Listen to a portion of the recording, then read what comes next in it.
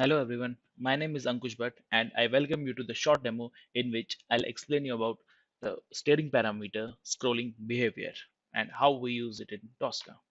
So let's switch to Tosca. Yeah.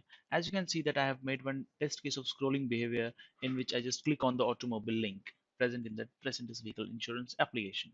Okay, so let's say if I scroll it down a bit for my use case. So here I just need that this the application, the Tosca should firstly scroll it down, this automobile link, and then it should click it. For that, I'll just jump to the model attribute and go to its properties and add one steering parameter of scrolling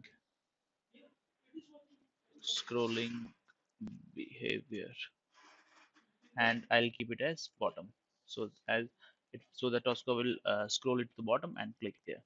Now let's see what it does. Okay, now it will just scroll the automobile link to the bottom and click on it. As you can see, it has just scrolled first down to the extent it is possible and then clicked on the automobile link button.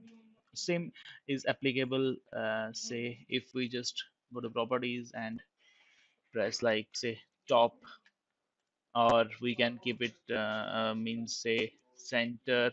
If for top it's like if with a control is present on in somewhere in the bottom and we need to take it to the top, then we can click on we can put it as top. For center it's like if the control is present somewhere on the top or the bottom, then we can put it as center.